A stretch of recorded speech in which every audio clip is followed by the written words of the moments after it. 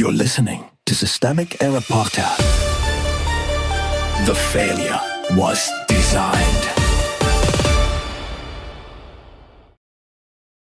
New documents reveal how Trump's state fair left worried states in the dark, based on an article by Matthew Chapman. Trump's fair was built on other people's scramble. The power was never with the states. The reporting is straightforward. The states were kept in the dark about the budget and planning for Trump's Great American State Fair, then were expected to improvise around missing information, short deadlines, insurance demands, and inflated vendor costs. Some states refused to send delegations at all. Others sent officials who were left chasing approvals with almost no time to meet their own state rules. That is the basic power relationship here. The states were not running this show. They were being managed by it. Freedom 250 was the chokepoint.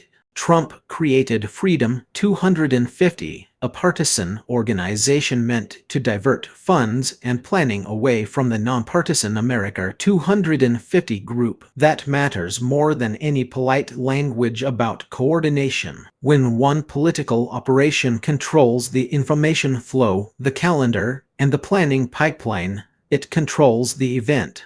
The documents show exactly that kind of capture. States were forced to ask for clarity from a partisan intermediary that had already separated the project from the neutral institution it was supposed to belong to. The resulting confusion was not an accident of scale. It was the predictable product of politicized control. You don't have to use them is the oldest lie. Freedom 250 now says states were not required to use Freeman, the Dallas-based firm recommended for build-out services. Fine, formally, maybe not. Operationally, that distinction is useless when the organizer has the leverage, the timeline, and the information advantage. State officials were alarmed by the firm's price tag, worried about procurement rules, and noted that they did not have enough notice to get contracts approved through their own systems. That is not free choice. That is pressure dressed up as optionality.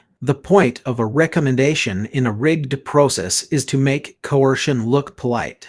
The vendor layer looks like patronage. The procurement concerns are not side notes. They are the story. State officials flagged potential conflicts of interest around the company supposed to procure furniture. Freeman had no history of federal government procurement contracts, yet it was positioned as the designated provider for material handling, labor, and furnishings. Then there is the detail that the firm had been run for 11 years by Joe Popolo, now Trump's ambassador to the Netherlands. Freedom 250 says it was not aware of those ties. That denial does not clean anything up.